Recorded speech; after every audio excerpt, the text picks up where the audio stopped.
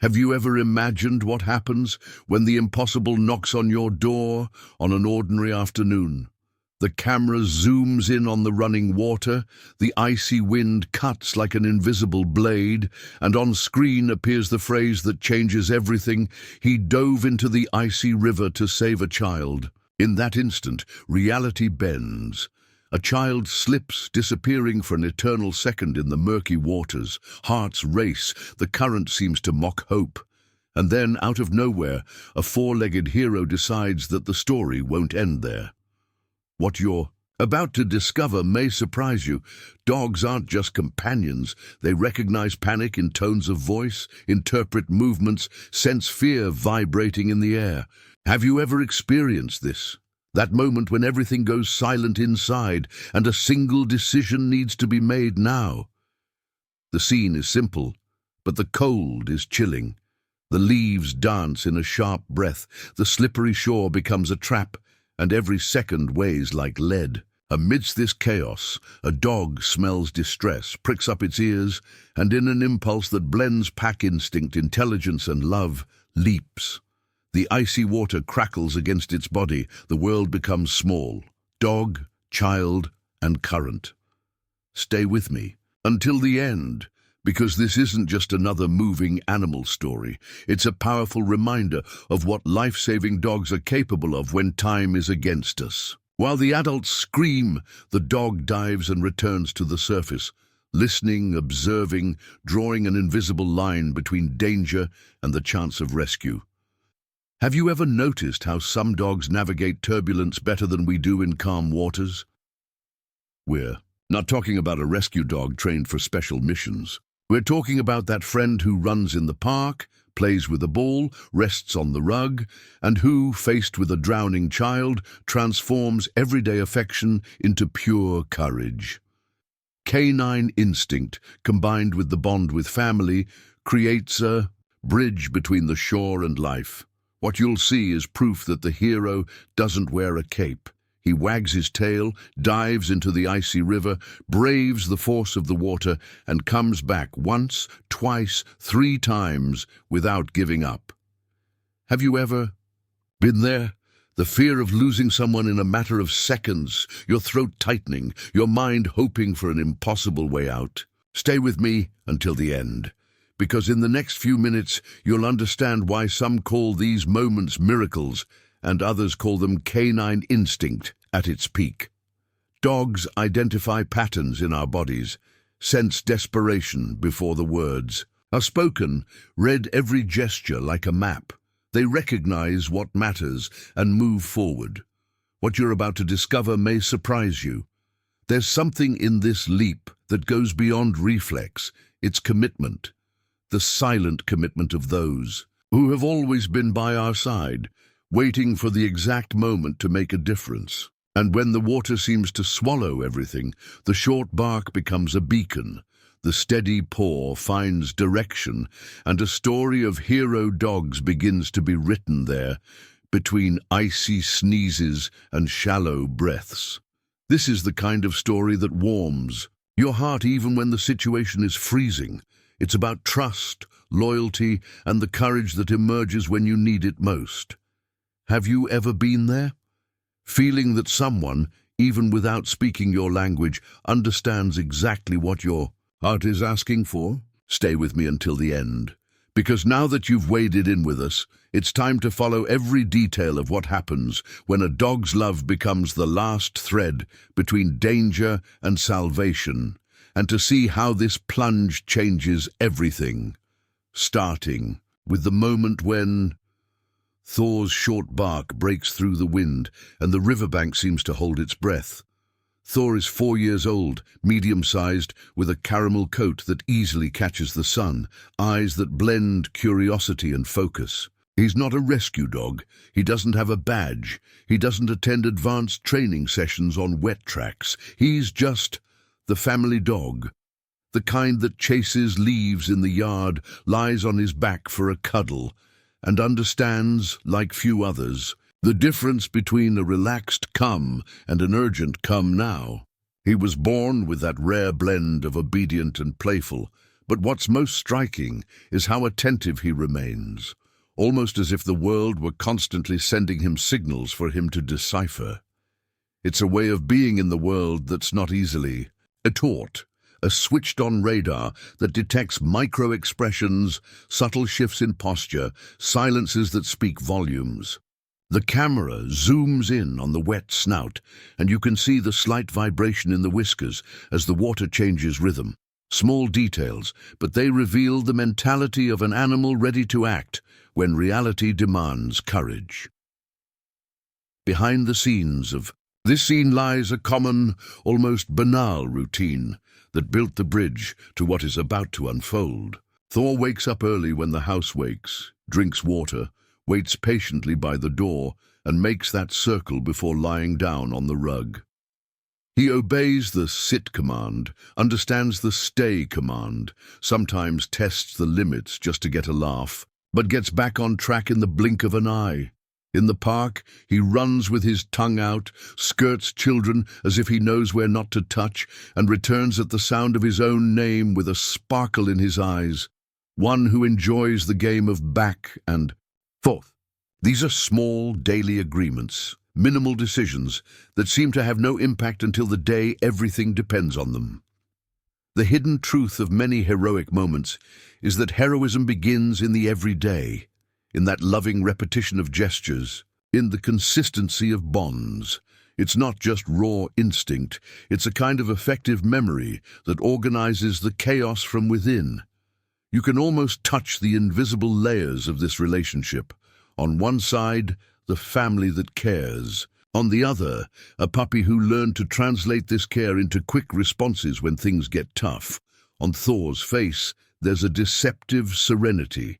He plays at chasing shadows, but at the slightest sign of tension, his facial muscles shift, his breathing shortens, his ear turns toward where his voice seems to tremble.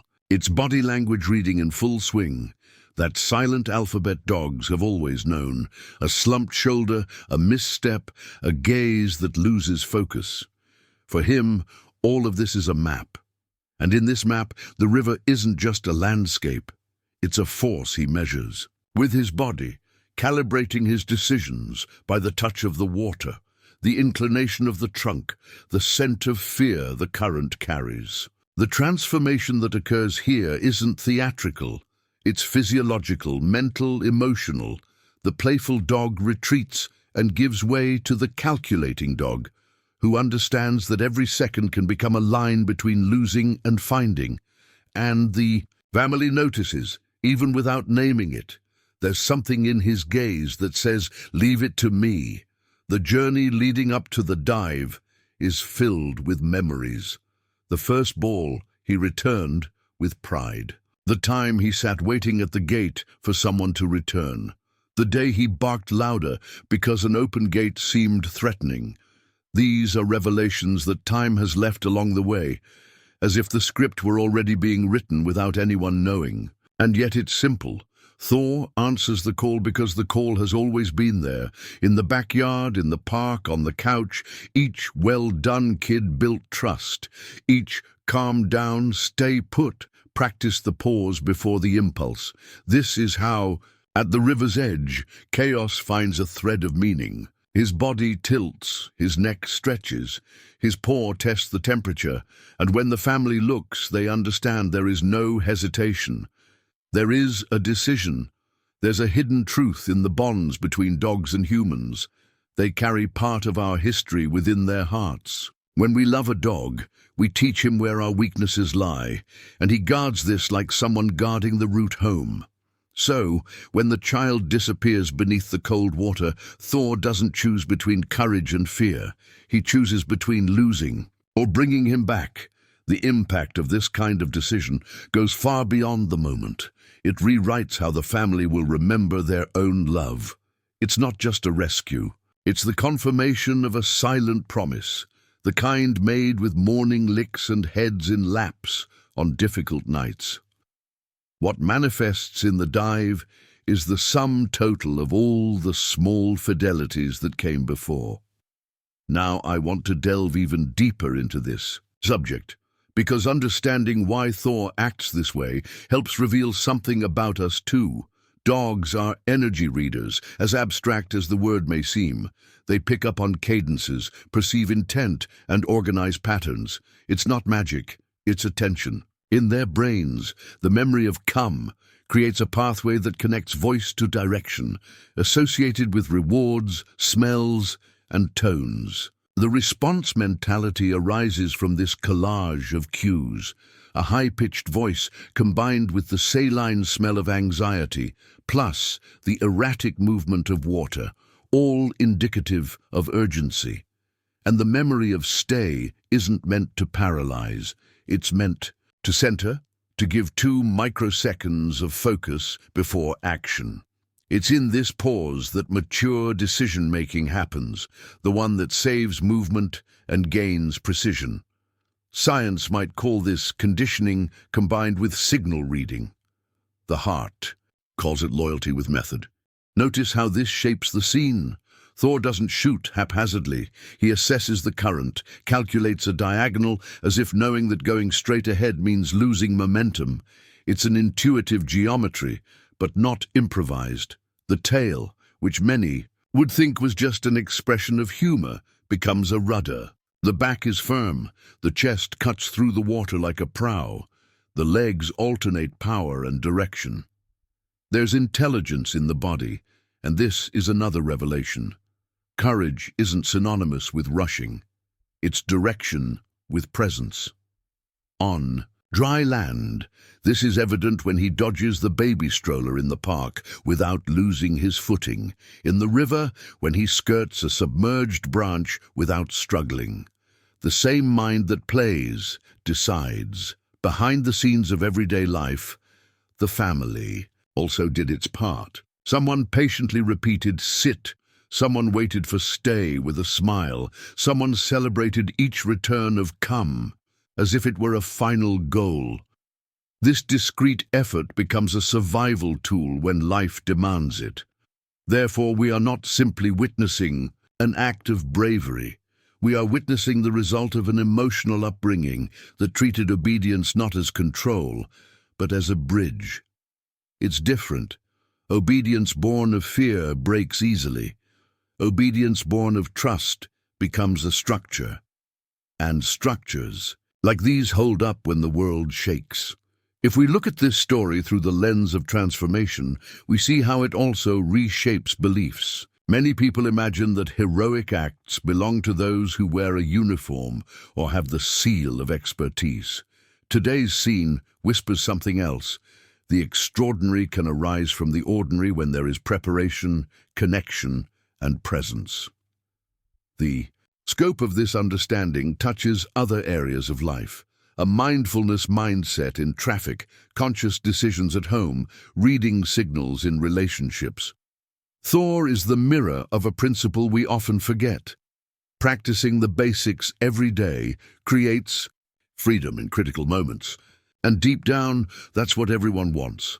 The freedom to do the right thing when the clock is ticking. And there's another piece of this hidden truth worth shedding light on. Dogs don't just obey us.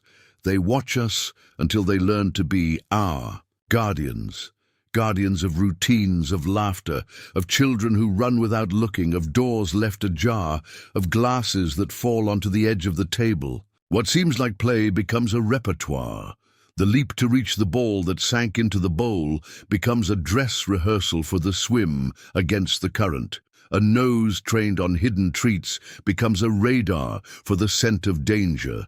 And when the time comes, none of this is showmanship. It's, I know what to do. It's not theater, it's readiness. It's curious how we tend to separate emotion from technique, as if Thor's courage were merely a gesture of the heart. There's heart, of course, but there's also method. And this perhaps is the most important revelation of this stage. When emotion meets method, the result is power. The loving presence of family created this foundation. The repetition of the basics established paths. The daily play sharpened focus. The rest is that breath of destiny that we can't control. And yet, it responds better when the house is in order. And here, on this riverbank, You can feel that everything is in its right place. The gaze that understands, the body that responds, time that slows just enough for the right decision to find passage. If you've ever experienced something similar, a dog who realized before everyone else, a hunch that later made sense, you know how it leaves its mark. It's etched on your skin, a before and after. And even when the water seems stronger than our strength, there are signs that call us closer. Thor listens, translates, aligns himself with what matters most, bringing back what was slipping away. And without fanfare, without speech, without seeking applause, he just does it. This simplicity is, in itself, a call to us. Perhaps the right. Question here isn't, how did he do it? But what have we cultivated every day that could make us respond like this when life pulls us into the current? There's a silent thread that weaves this story together. Presence. Presence in training, in affection, in reading the environment. Presence to gauge the wind, to feel the cold without giving into it, to dive in without losing sight of the return. Every detail counts, and it's this mosaic that shapes what happens next. The river continues to speak an ancient language.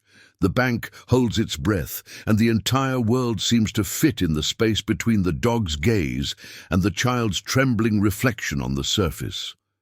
It's here that our narrative finds a narrow and decisive corridor, where the entire journey thus far condenses into a clear gesture yet to be born. Write it down. I'm on this journey too. The water grows in voice and volume as if the river had learned to speak in screams. The sound hits the rocks, returns in echoes, spreading a fine mist that burns the face with small, icy shocks. The wind drags leaves and whispers things no one wants to hear.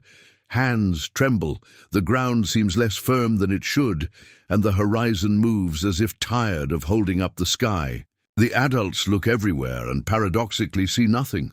The child disappears and reappears in an interval impossible to measure, as if time had decided to play elastic. Panic has a smell. It enters the nose and clogs the throat.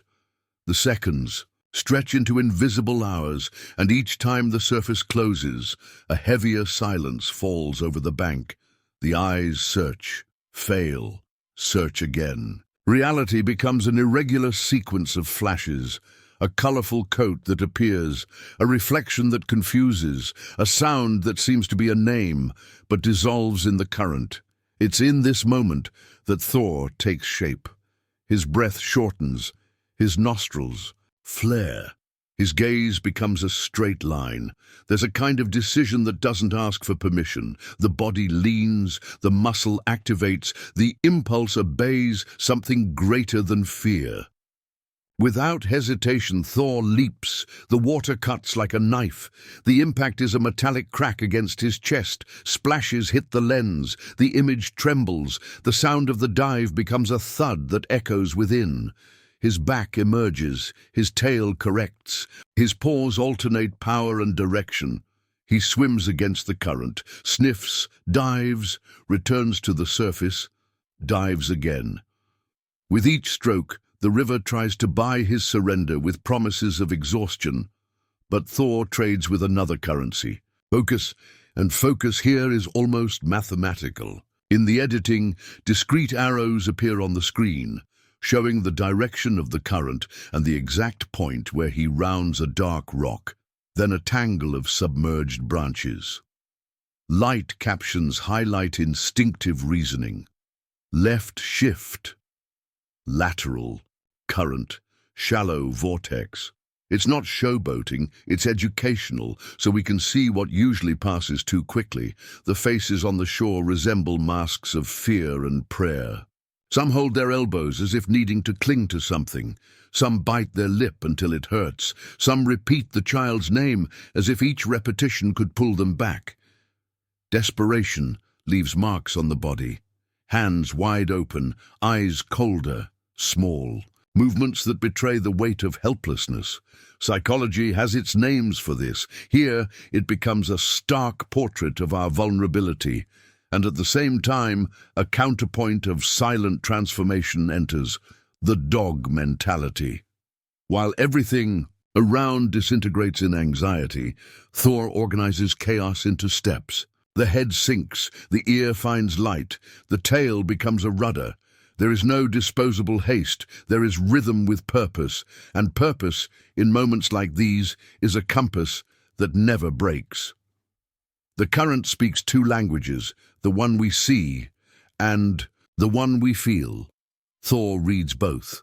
The camera captures bubbles rising in strange diagonals. Part of the bed seems to push to one side, while the surface tricks us in the opposite direction. Behind the scenes of the river, lines of force that the naked eye cannot capture, Thor approaches, turns his trunk slightly, draws an arc around the branches, returns to the axis, and, just when viewers think he's going straight ahead, he cuts the water at 45 degrees, as if understanding that overcoming frontal force means losing energy. Invisible geometries are revealed in his body, and this is perhaps our first practical revelation. Decisions aren't just courage, they're angles. It's calculated impact. It's a presence that knows how to economize movement, conserve breath, gain territory without giving up the chance to return. Outside, the noise is like ripping thunder. Micro droplets hit the skin, turning into cold needles. The camera tries to focus and loses it, comes back, breathes, loses it again. The edge of the image is splashed, as if the video itself had to fight to exist. Thor's short bark cuts through the water and draws a line to the shore. One bark, pause, two barks. It's not desperation, it's code. I'm here. I'm watching. Follow my trail. The editing marks with a tiny pulse icon each time he resurfaces, a visual beat to accompany the heartbeat. Adults move a few steps, one slips, another catches, and the feeling is that the ground wants to copy the water and take whoever is above. The panic doesn't scream, it murmurs in a wearying way. And it's in this exhaustion that giving up usually finds a way. But not here.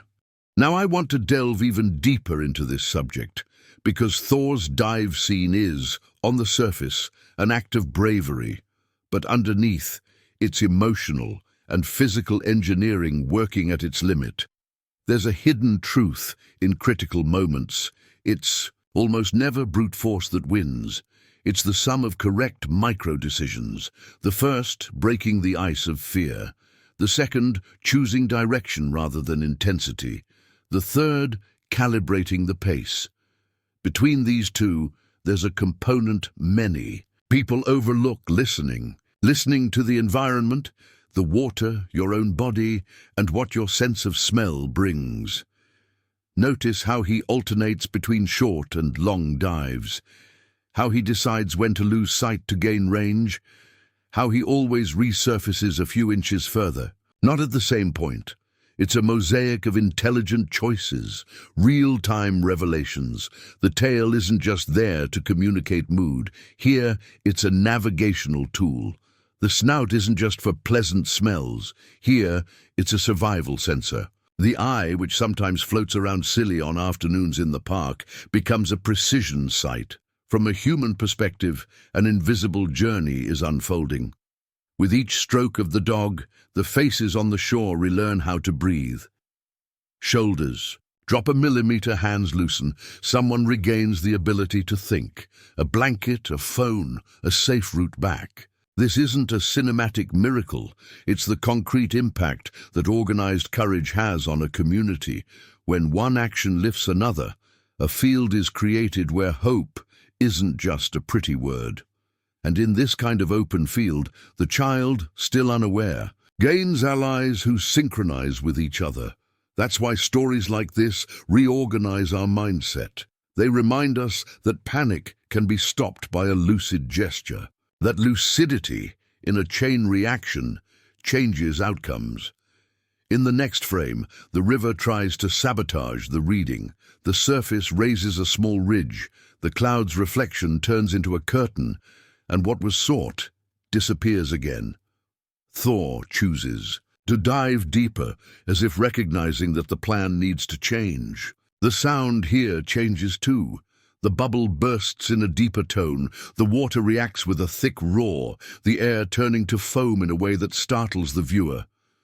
The barking gives way to a trail of bubbles that traces a white comma until it disappears. Those on land lose the dog for a second, and that second has the mileage of a year. The collective breath falters. Someone calls out to him, and the only one who responds is the river itself, with its winter accent and haste.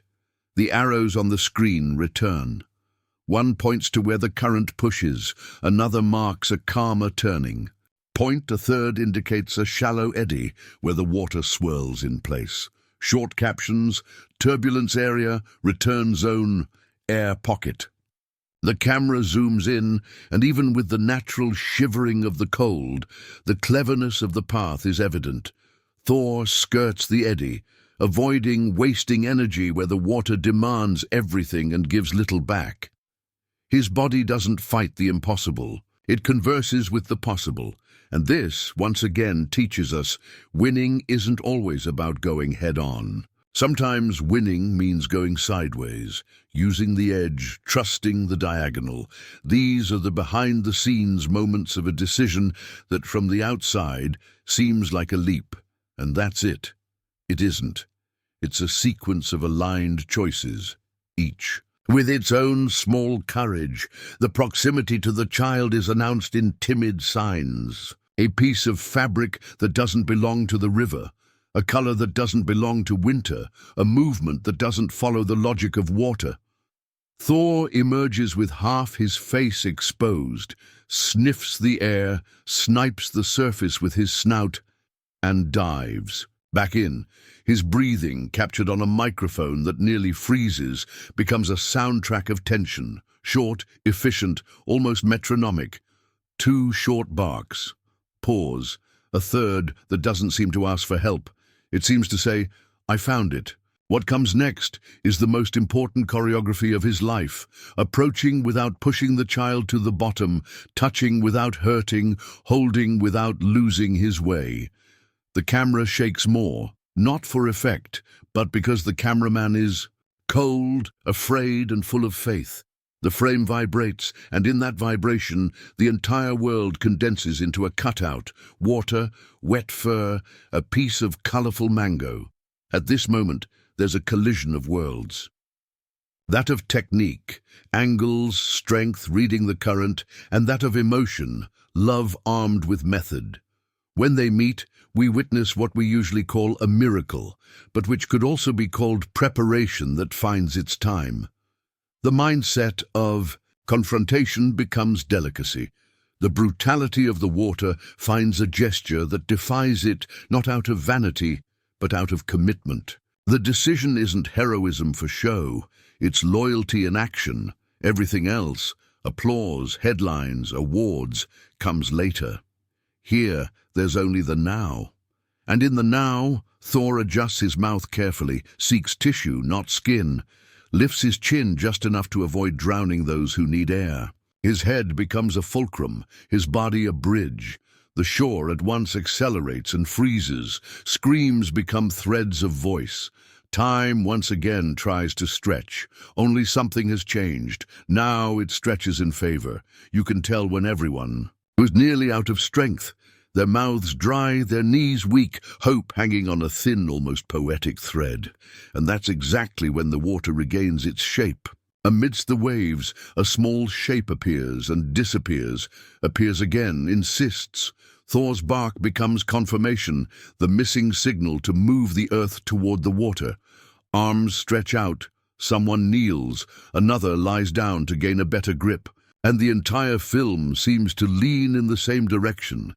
The camera captures what it can, the rest we feel.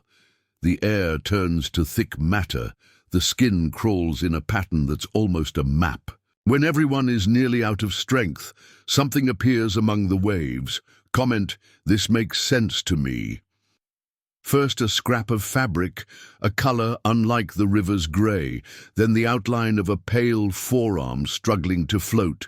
Thor emerges. with a focused gaze, opens his mouth at the exact spot where there's clothing and not skin, and holds on tightly without hurting. His body turns direction. Each stroke calculates distance and return, as if an invisible line tethered him to the shore. The child tries to breathe, and the water responds with more water. The sound is a mix of coughing, choking, and the will to live. An adult stretches out on the bank, another holds on by the legs to gain reach, and the whole world fits into this wet corridor that separates losing from bringing back. Thor doesn't pull violently, but guides in short diagonals, always searching for a less aggressive stretch of current, like someone who knows the hidden truth of the movements of a nervous river. The shore approaches, but seems far away. Time, capricious, slows its pace again to test the hope of those watching, and that's when a human arm finally touches the child's coat. The fingers slip, regain, secure, and the combined traction of dog and person turns the shore into safe ground. The first contact with land sounds like a collective sigh that no one can contain. The child is gently pulled away. Someone wraps him in a thick coat, another opens a blanket, and the hands that trembled with fear now tremble with urgency. Thor emerges from the water and shakes his body, but doesn't move away. He positions himself close to the leg of the adult holding the child, as if the tremor itself could warm him. Her breath comes short, fragmented, a hiccup of air here and there, until it forms a rhythm that isn't comfortable, but it's a start. Her skin slowly gains color, and the cold still bites, so blankets come in, makeshift hats, dry socks borrowed, from those who haven't even considered their own discomfort. The impact of what just happened buckles the knees.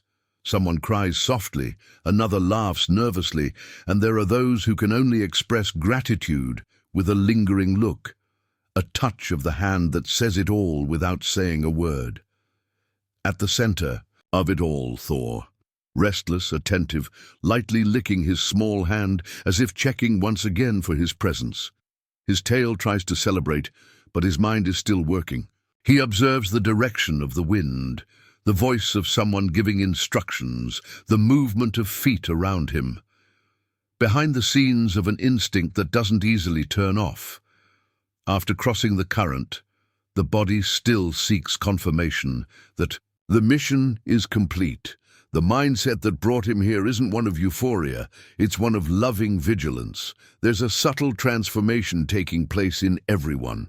The child opens his eyes with difficulty. The world returns in frames, a close-up of wet fur, a familiar face crying and smiling at the same time, a voice that says, "It's okay, it's okay." What was chaos becomes a path of return. The journey that threatened a sudden cut now resumes its thread, stitching the ends together with threads of warmth. In this delicate interval, care takes center stage. Dry towels press against the body. Without rubbing too hard, wet clothes are replaced by layers that retain heat, and the small body finds a nest of warm fabrics. Someone holds a thermos but decides to wait, knowing that warmth must come from the outside in, respecting the rhythm of the body that struggled with the cold water. Words become shelter. They speak softly, they speak close, they speak with presence. Thor, without formal invitation, insists on leaning in, as if his own heartbeat could lend cadence. And it does. The sound of his breathing, previously the metronomic breath of battle, becomes the breathing of a cabin, a rhythm that warns the environment that the worst is already behind us. Eyes meet and meet in the right place.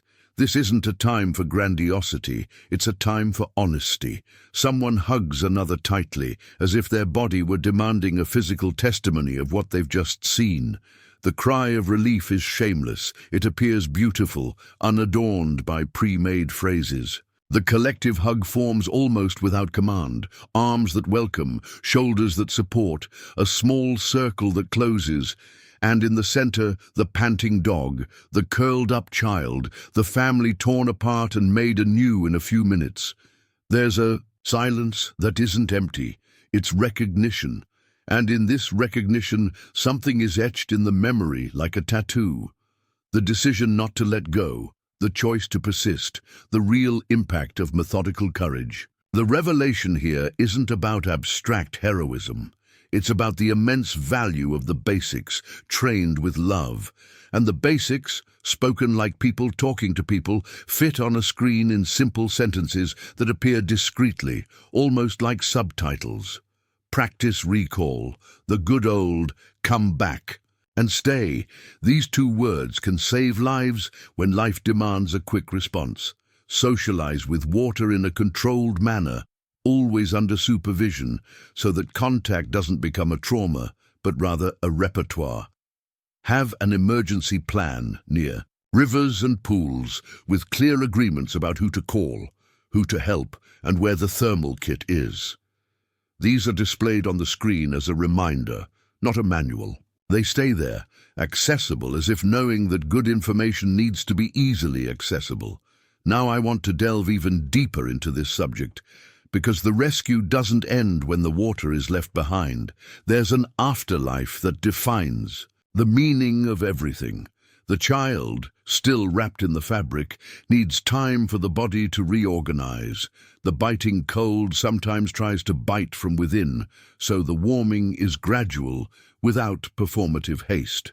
Someone coordinates gentle breaths, counted in pairs, and lovingly teaches how to expand the air without pain, to make room for the lungs to feel at home again. The voice here is a tool.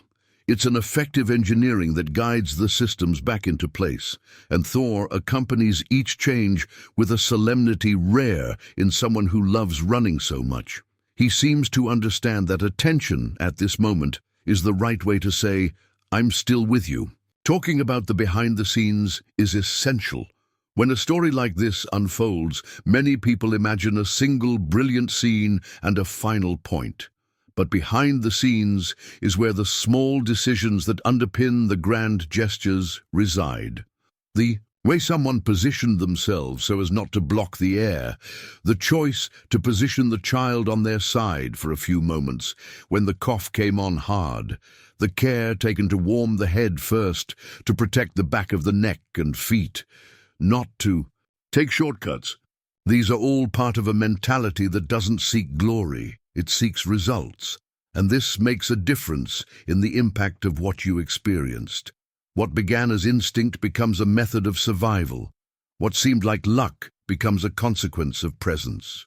There is a hidden truth, luminous and simple, that reveals itself without words. When we take good care of our daily lives take care of us on the hardest days. The landscape also changes. The wind remains cold, but it's no longer an enemy. The water continues to flow, but loses its rush to devour what it encounters. The leaves stop threatening and become leaves again. The camera captures details that minutes before would have been invisible. The timid steam rising from the child's mouth, the shine of droplets on Thor's fur turning into tiny stars, the hand of an adult that was trembling and now rests, still tense, but surrendered. Tiny revelations that, added together, write the word return. The emotional journey, which had been thrown into the river, returns to the bank and begins to understand what happened. And, in this understanding, a question arises that has nothing to do with statistics, but with purpose. How will we honor what happened here? The after is also a silent decree. Routines will undergo small changes from now on, and not out of fear, but out of wisdom. The emergency plan, which may have been only in someone's head, will become paper on the refrigerator, clear instructions near the pool, a packed suitcase with a thermal blanket, extra clothes, a touch of discipline. The family that embraces, today grateful, begins to see themselves as each other's guardians. There has been a transformation from the inside out. The mindset that wakes tomorrow will be different. And Thor, in the center, with his chest still rising and falling strongly, gains not a pedestal, but a gentle responsibility to continue being what he has always been, only now seen through eyes that understand better. It's beautiful to witness when love finds method. And it's practical too, because stories like these aren't just meant to move, they're meant to organize actions. The images of arrows in the water, the reminders on the screen, the scene with the blanket and the short. Breath form a repertoire stored in a mental drawer, ready to be opened when needed. It's not about paranoia, it's about maturity. The difference between panic and response is often a simple preparation repeated patiently. And it's curious how the extraordinary becomes a lesson in simplicity when we remove the spotlight and turn on the light of everyday life. What ultimately saves us are not complex tactics. They are clear decisions aligned with what matters. Thor, little by little, allows his bottom to convey the news of relief. He thumps lightly, then more freely without making too much noise. He searches the child with his eyes, brings his nose closer, tucks his tongue in so as not to disturb, and leans in as if to ask, "Is everything okay?" The answer comes in a tiny touch, a lift of his fingers to scratch a wet ear. It's a small gesture, but with a huge impact. It affirms that life has resumed its course. There's no applause here, only respect. The respect that arises when courage doesn't ask for credit, it acts. An adult takes a small keychain medal from his pocket and places it on the collar as an improvised symbol of his feelings. You don't need ceremony. You need truth. All around, whispered conversations begin to shape what will be remembered. What have we learned? How can we translate it into habits? What part of this revelation do we want to carry with us every day? It's not about programming fear, but rather about taking seriously our ability to respond. The scene will fade over time, but it won't lose its meaning. And it is this meaning that, without announcing anything, draws us toward a deeper recognition, a gratitude that cannot be put into words but can be experienced through new choices. The river, which seemed to have the final say, now bears witness to a pact, to care better, to prepare better, to love methodically. The camera pulls back without leaving, as if the frame wants to breathe with it. The chill still crackles in the air, but inside there's a kind of warmth that doesn't depend on a blanket. It's the warmth that comes from what makes sense, from what aligns the head and heart, from what restores to the body the certainty that life can be restarted several times in the same day. And as someone pulls the blanket up to the child's chin, Thor casts one last glance at the water, as if respecting his opponent before returning home. There's still something pulsing there, on the calmed surface. A story that finds continuity in what will be said and done from now on, unhurriedly, with presence.